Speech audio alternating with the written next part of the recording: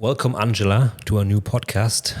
Thanks for being here. You're from Scotland, now being here 3 months, and you're an entrepreneur. You had a big business with your husband, lost it all, rebuilt it, and now you're in Dubai. That's right, 3 months in Dubai, all the way from not so sunny Scotland. But yes, so about a very successful business with my husband. We came from nothing and decided that we wanted to be somebody. And interestingly enough, it was never really about the money to start. It was more about the excitement, the journey, and more about we wanted to see what we could create. And that's how it started.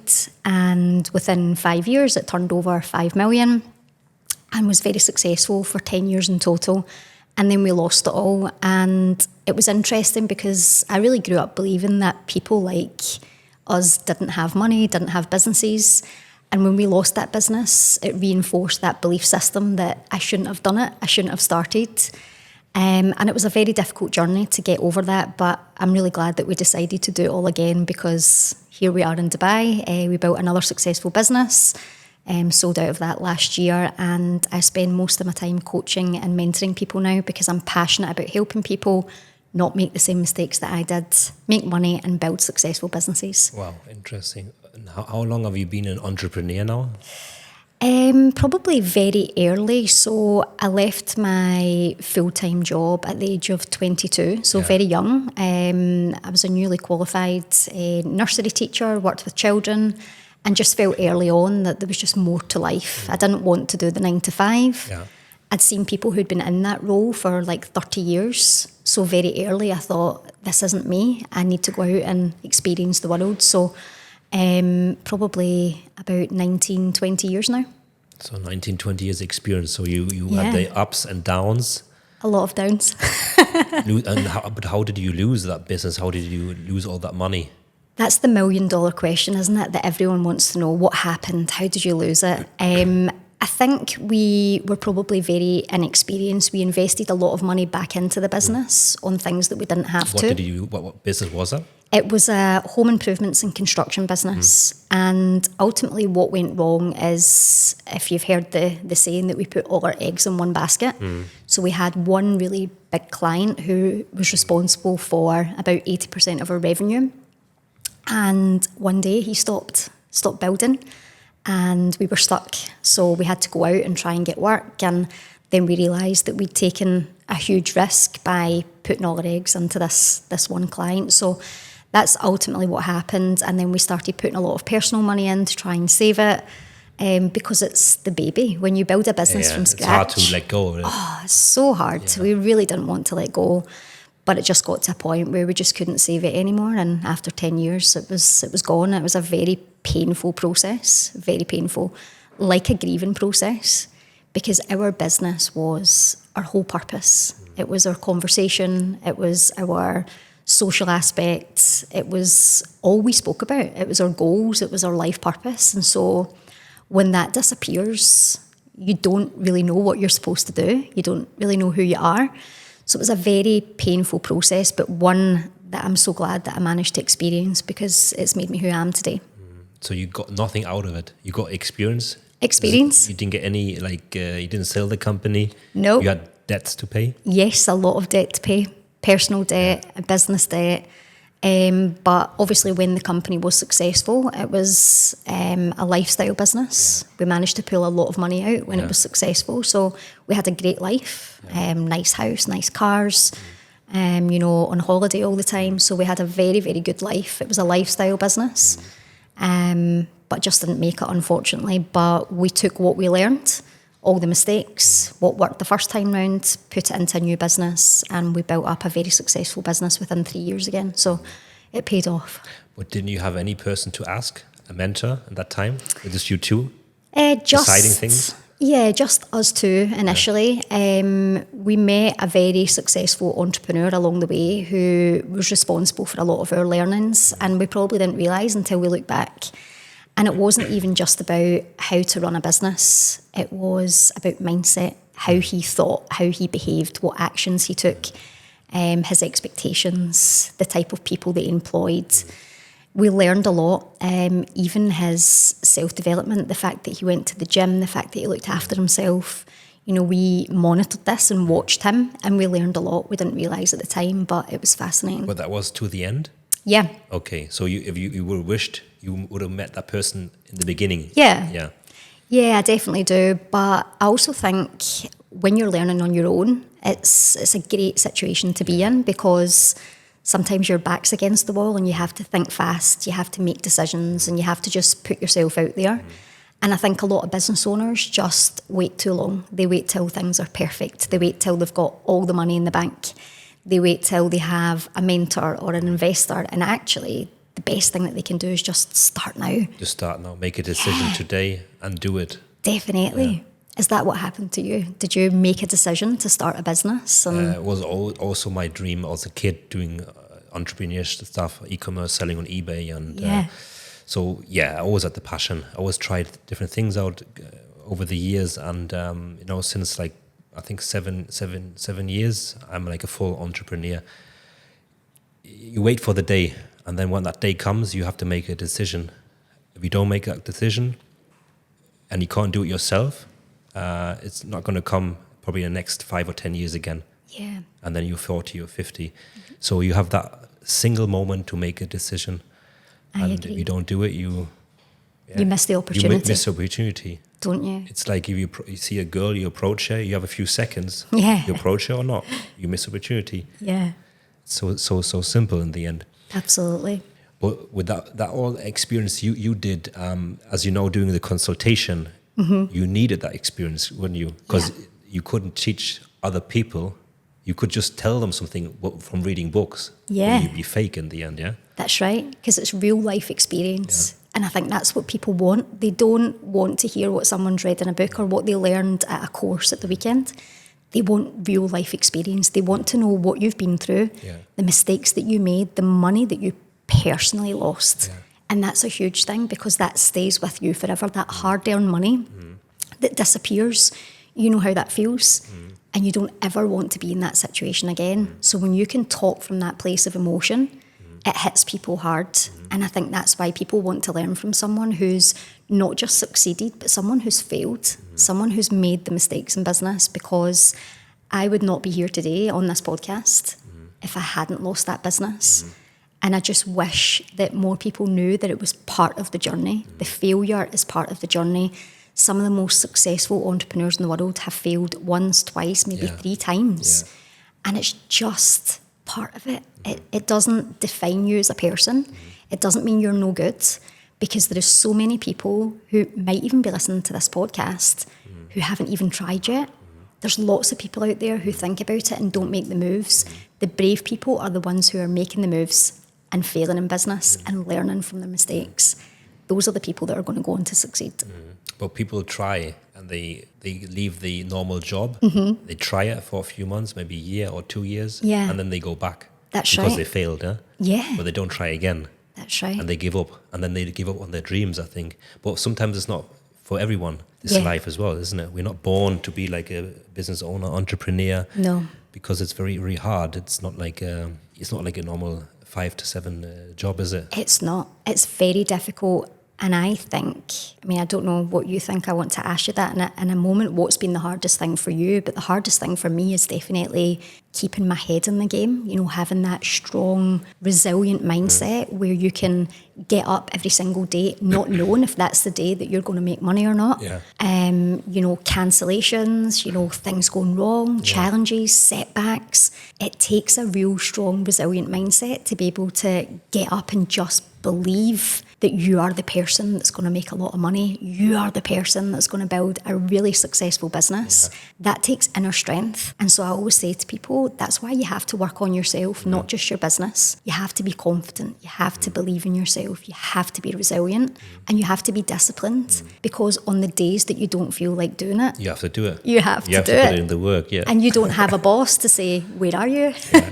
You haven't turned up today. Yeah. You're your own boss. Yeah. So I think from a mindset perspective, that's definitely been one of the hardest things for me. Would you say that's been a big thing for you? 100%. I think it's the hardest thing, which from outside you wouldn't see it. But inside your engine is going consistently. And It's very hard, yeah. But you have to, I think you have to experience it yourself to really understand it. And I think you have to go through different levels in life or in business to really see there's another level. Yeah. And it gets harder and harder Yeah. and harder every time because your expectations like get higher. Yeah. With myself, like you just don't stop. And that's, yeah. There's no off switch. It's no, you can't switch off. It's impossible because you haven't reached that level yet. And yesterday I saw one video on Instagram. One guy also, he was talking, people tell you to relax, take it easy, have a day off, have a week. You can't because you haven't reached that level to do it. Yeah. And that's the thing. It's just, it's like an engine. Absolutely. It's 24/7. You can't switch it off. What I always say, I have this saying and I live by it and I love it. And I always say to people, this is what I do and this is what I teach my clients. You can work really hard on your own terms. You can be relentless on your own terms. I don't promote burnout. I don't promote, working 80 hours a week. My mind goes 80 hours a week, but you can work really, really hard on your own terms. And I think when you're an entrepreneur, there is no Mondays or Saturdays. Yeah. It's just when an idea comes and you want to allocate time to working hard on it. You have to execute it. You have to execute it. If that's 6 a.m. on a Sunday morning, you do it. Yeah. But you do it because you want to do it, because you can see the bigger picture and you believe that you're going to succeed.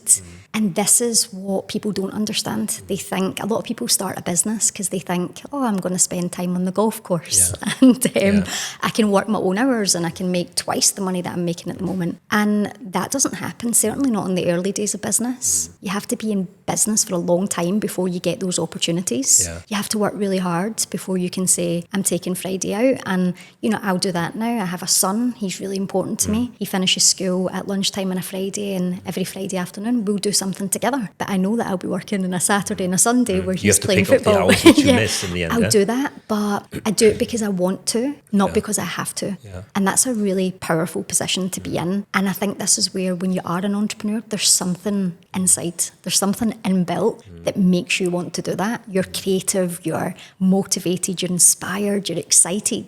It is a gift. Can it be learned? I don't know. I have this question all the time. Do you think? I don't think it can be learned, no. Yeah. No, you have it in yourself, you have it in a gift, and you're born for it. So either you find it out that you can do it, or it's not for you. But do you think so many people are starting a business, as you just mentioned, like playing golf and things? Do you think a lot of people, they still take too many days off and holidays in the beginning, in the first few months, 1, 2, 3 years? Yeah. They don't really, they're not like a business owner. They're just maybe a freelancer, but they don't take it serious. Yeah, I do. And this is where, as a coach and mentor, I can be very direct and straight to the point. So not a lot of people like my approach, but that's because I know what it takes to build a very successful business twice.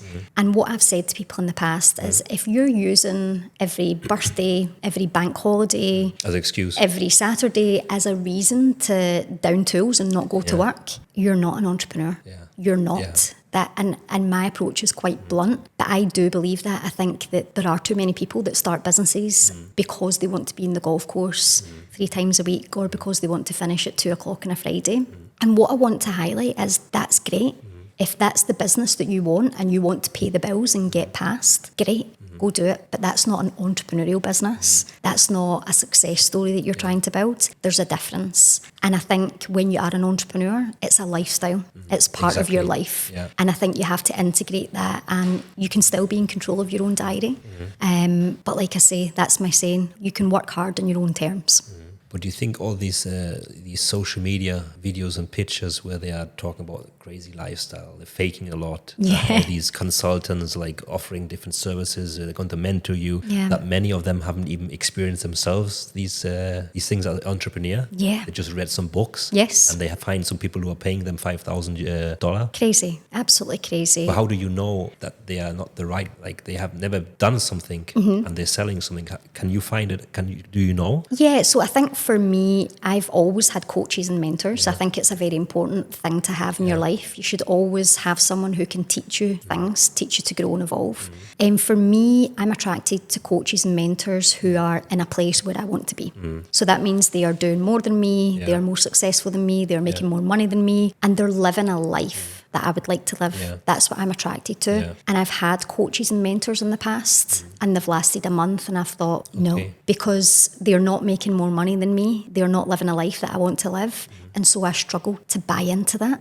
I want to feel inspired when I'm investing money into a coach, and I want to be taught from experience. I don't want to be taught from a book. So I think it's really important to do your research when you are investing a lot of money in a coach and a mentor. Make sure they are who they say they are. Make sure they're making the money that they say they are. But how can you find out? You see it maybe on pictures, but they can fake the pictures. They can fake the pictures, yeah. I suppose the biggest thing for me has been recommendations. The coach that I have at the moment, I watched for a year, 1 full year on social media. I did a lot of research. I spoke to people who'd worked with them in the past. And so I'd gathered up that information. And I think that we spoke about energy before we came live today. There's an energy. You can feel it. Gut feeling, intuition. I think you know. And sometimes when you enter into a partnership or a mentorship program, if something doesn't feel right, just pull the plug. Pull the plug quick. But a recommendation is always a really good place to start, because then you know someone that's worked with this person. But sometimes we don't know. There's people out there who are pretending to live a life that they're not, or, you know, haven't built a successful business. I personally wouldn't be coached by someone like that, because I need to know that someone understands the position that I'm in and where I'm trying to go. But yeah, I suppose you'll never really know for sure. You just have to trust your instinct, right? Exactly. I got some inquiries sometimes, Chris, can I teach some Amazon e-commerce and stuff like this? But I don't do it. I don't do it yet, because I think myself, I'm not on that level yet to teach people how they can build the business. You know, that's very modest. I know how I can do it. Maybe I will do it in the future, maybe in a couple of months when I reach that level. But at the moment, I wouldn't do it. Because like you say, I have the experience, but you need to, I think you still have to go through different paths to really guide them. And then also, if I'm building the businesses in Dubai, I need to show more success to really, you know, that someone will say, okay, Chris, I will pay you $5,000 or something or to have my advice, because I'm still trying to fix the holes to really become successful in Dubai. And Dubai is a very hard market to become successful. It's very hard. You need to, so many competitors, freelancers, business owners, and it's only like a small city in there, and you have 3-4 million people living here. So it's not like you're in UK or in Germany with 80 million, 50 million. So that's why it's hard to stand out. That's right. Everything is possible, of course. That's why you also moved here. Of course, it's possible. And I am a huge believer that bold moves pay off. Every single time.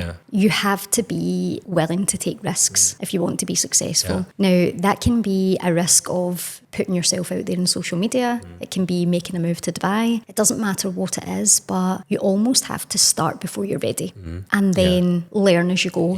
But it's the best and easiest and quickest way to learn is learn as you go. If you're planning all these things out, you're probably going to be too late. You've missed the opportunity that we spoke about earlier. And I think if you're brave and you take risks, it always pays off. And it might not be the direction that you thought. You might go down a different path. You might meet someone else. You know, who knows? But it always pays off. Bold moves pay off, which is why I'm obsessed with it, which is why I'm in Dubai. I did it in 11 weeks. I decided on the 8th of December. You could to come here. And then to come here. 2 months later, you moved on here. the 24th of February, my feet touched the ground in Dubai with keys to a new home. So it was 11 weeks.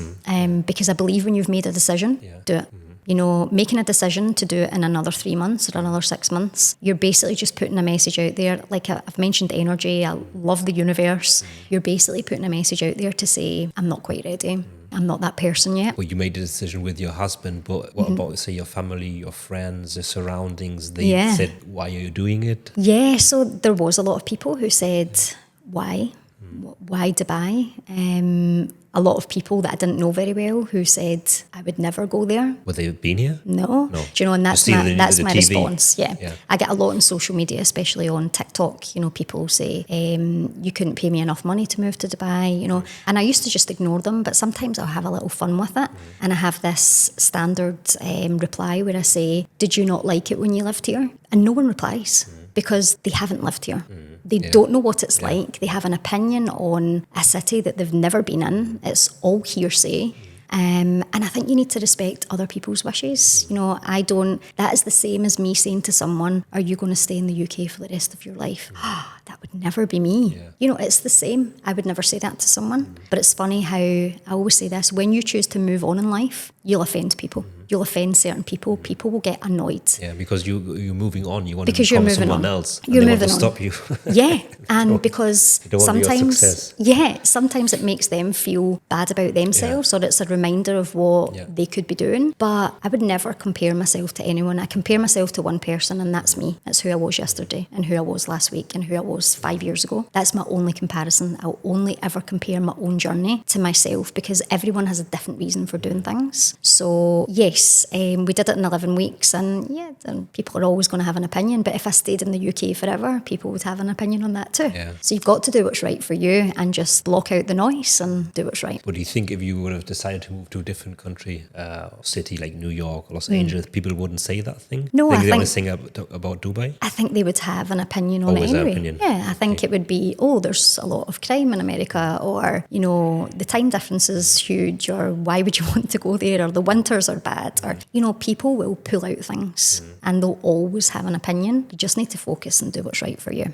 Block out the noise. And what's your plan now in Dubai? What are you planning to do with your husband? So my clients are all still based in the UK. So the coaching and mentoring that I offer is all online. So ultimately I've brought my clients with me. They love it because I coach them from the garden now. They can hear the birds in the background. And my plan is to build a client base out here in the UAE. So I've started doing a lot of networking, a lot of face-to-face meetings. I've already met some fantastic people. So it's my plan just to build a network out here. And, I've never been one for saying that's exactly what I'm going to do. I'm very much like, let's see where it takes us. My husband's doing a lot of business out here as well. Again, it wasn't something that we'd planned, but 3 months in, here we are on a different path. And I love that about life. I love the fact that you can meet someone and your life can take a different direction. There's always opportunities and you always need to be ready. So who knows? I'm open. And what does your husband do? So he does consultancy. He obviously is very experienced in home improvement. So there'll be a big push on the property side for him over here, which is what he's actually in talks with at the moment. So I'm excited for him. I think Dubai's going to be Consultation great. in property. So his own company as well? Yes, his own company. Consultant to business owners. So business owners in sort of trade-related business, home improvement businesses, property. That's his experience and that's what he loves. But he loves to be hands-on. He loves to be on site. I'll never pull him away from that. It's something that he loves to do. So I see a big opportunity for him in property out here as well. So you have your business, 100% owner, and your husband 100% owner. Yep. And it works. Yes, it works. We come together at night and we speak about his day and my day, and we give each other ideas and inspiration. So yeah, it works really, really well. We've always worked very closely together. Very different strengths, very different approach to business, but same end goal. So it works. But do you think if your husband wouldn't be also an entrepreneur, it would still work out? Because many people have one part isn't an entrepreneur, the other person is just have a normal job. It can also work, but the other person might not understand fully what your approach is. That's right. I think if you have the same goals in life, it doesn't matter what you do. I think it can work. If you understand each other and respect each other, then it works. I think that's important. I do hear a lot of people where it doesn't work out because they don't understand the entrepreneurial mindset of wanting to put those hours in on a Sunday, or maybe wanting to miss a social night out because they've got a business meeting. That's difficult for a partner who doesn't have that mindset. So I think communication is key. If you can communicate and understand each other and you're working towards the same things in life, it doesn't matter entrepreneur or not, it can work.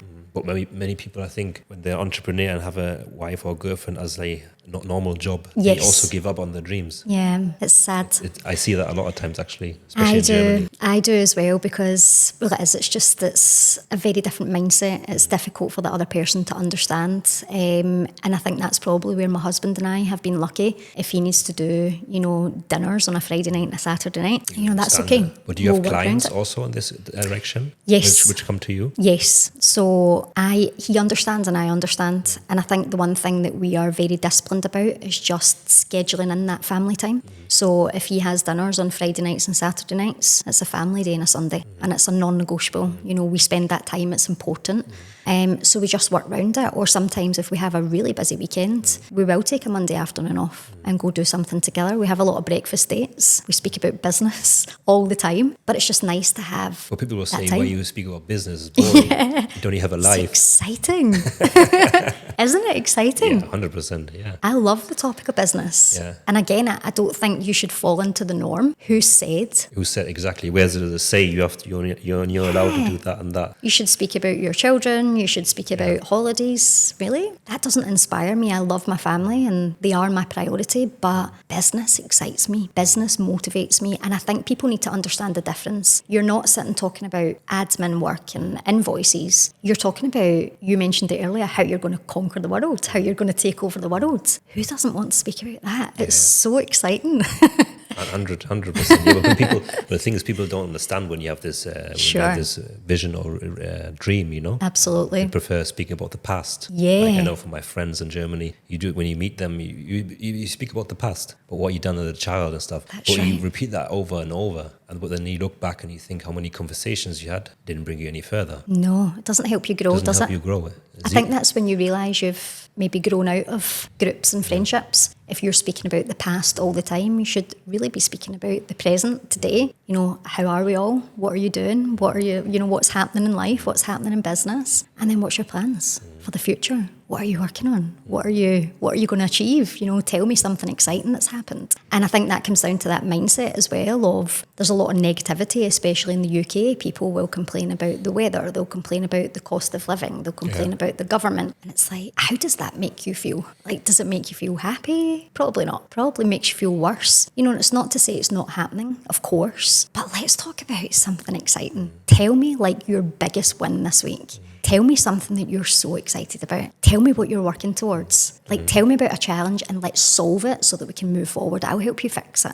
That's the kind of stuff that we should be speaking about as entrepreneurial, you know, human beings. Like, this is exciting. This is how we evolve and grow. We want to feel inspired. We want to feel motivated. Talking about the weather and complaining and crime and doesn't make anyone feel good. You can't change anything. But coming to your clients, are they... Most of them are already like entrepreneurs or also people who want to become a business owner? A mix of people.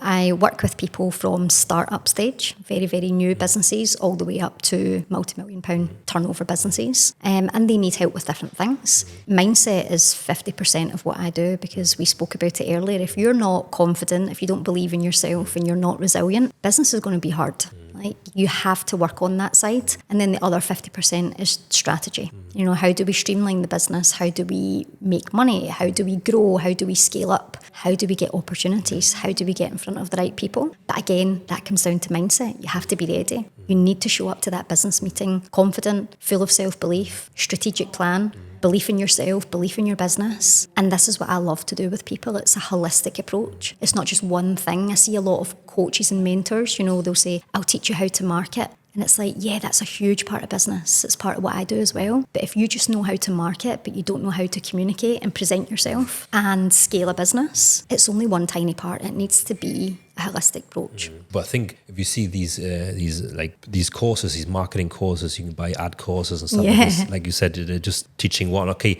a person just wants that segment. Yep. But in the end, is he getting any of the experience? Yeah. Maybe he's just interesting to make money. Yeah. Like get a client selling some website or some video. Yeah. But that's about it. But do you think it can satisfy a person, or can that person really grow as an entrepreneur, or has he got like maybe a different approach to just keep it? Yeah, he's fine with earning 5,000 euro a month. I think it's short-term satisfaction. Yeah. I think that's why a lot of people do a course in marketing, a course in mindset, a course in profitability, you know, and they float about thinking that it's this short-term motivation. But like I say, I think the most important part for business owners is to decide what they want. What do they want? Do they want a lifestyle business that's going to give them that 5k a month? And they can golf twice a week and they can take time off whenever they want. That's great. And that's really to be congratulated, because if you're doing that, you're still doing more than most. Or do you want to be the entrepreneur? Do you want to take on the world? Do you want to make serious amounts of money?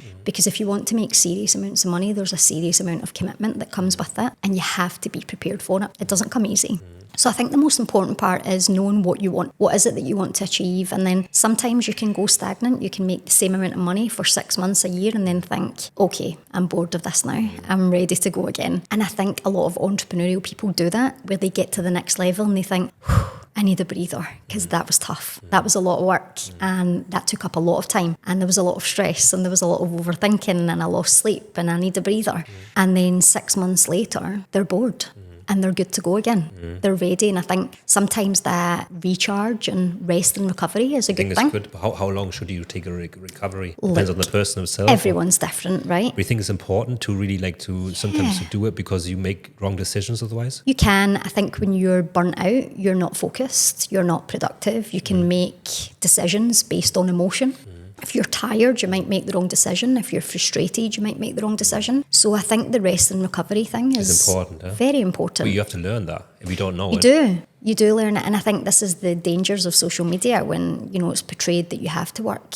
You shouldn't be taking any time off. You should work 80 hours a week and you should go all in and you should not spend time with your family. And it's dangerous sometimes. So I think you have to get that balance right for you. And I would say out of everything, the most important thing is sleep.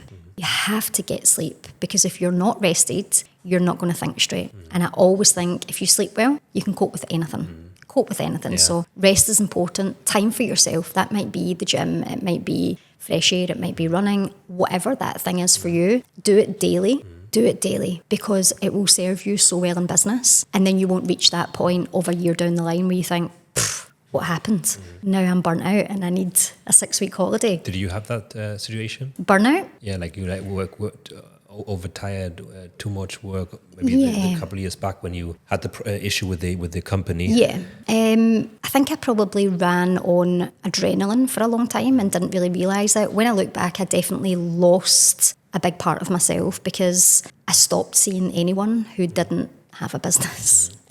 Family, friends. I stopped socialising. 7 days a week was business. And then it took for me to lose that business to realise how big a part of myself that I'd lost. I wasn't really prioritising myself, didn't have a social life, didn't go to the gym. And then you realise when you lose everything, what's left? And you realise that you've attached a huge part of yourself to your business. So I think... You fall in a hole, huh? Yeah, you definitely do, but you learn. Yeah. And this is why now I have different priorities. I have a horse, 6 a.m. every morning. I'm away to ride the horse in the desert. That sets me up perfectly for the day. It's the only time of the day it's quiet. I'm alone with my own thoughts. There's no podcast, there's no music, there's no family, there's no business chat. That sets me up. That's my time, and it's a priority. It is in my diary every single day. And the silence you say on the horse, now you actually get ideas, don't you? I do. I get, not until I get back in the car. Yeah. When I get back in the car and I drive home and I'm ready for a day like today, that's when it all comes flooding in. Or I've maybe been sitting with a problem all night,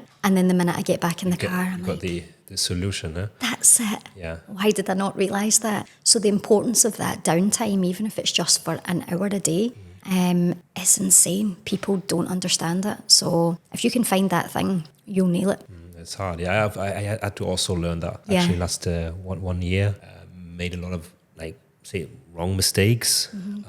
What mistakes did you make? I had the e-commerce company. I probably could have sold it, or which I'm selling now actually, but still I wouldn't have made some decisions too quickly. Okay. Like going into some things too quickly, because I had experiences before.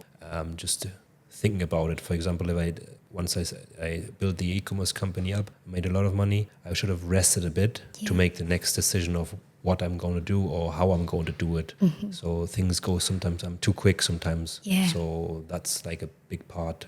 Not making too quick decisions, which I've learned now with a few months, and taking some time for the decision, which will in the end cost you less money and you gain time again. Yeah. So these are important. But you learn, because you don't have anyone who you can go to.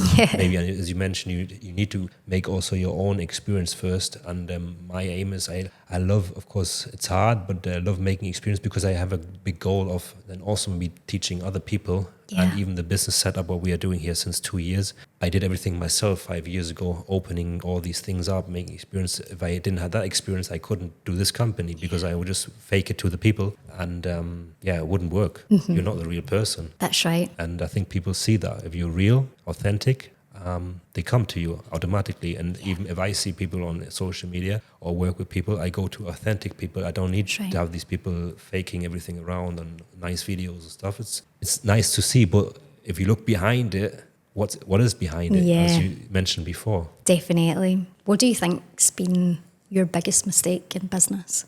Biggest mistake, I think, not thinking long enough. Yeah. I think that's one of the biggest mistakes because it cost me a lot of money, a lot of time, a lot of headache. And then once you made that decision, you can't come back. Yeah. It takes a long time to come back and you lose. I lost a lot of money actually in my businesses. So, and that's the biggest point. But like you mentioned, you had to give up your business. To learn that. But you have to just get that boat back into the right direction, and that takes time, and then it costs mental strength, and it's the biggest part, I think. But like you mentioned, most of the entrepreneurs, they failed a few times. I don't think I have failed yet. I always find a solution, ways. But I think I need to do it because I have this big goal in life, and I think I have to go through it to know what it's like. That's what I think. I have to make all these experiences. I think you won't reach that level if we don't make these experiences. Yeah. That's what I think. Anyway. What do you think it takes to reach the big goal? What traits, personality traits, do you think you need to have to reach these big goals? I look up to billionaires in the end, The billionaires, how they reach it. I want to understand how they really become billionaires. How is it possible? I still haven't figured it out yet. How they come to this level, how the mindset, how they build these companies, how they sell the companies.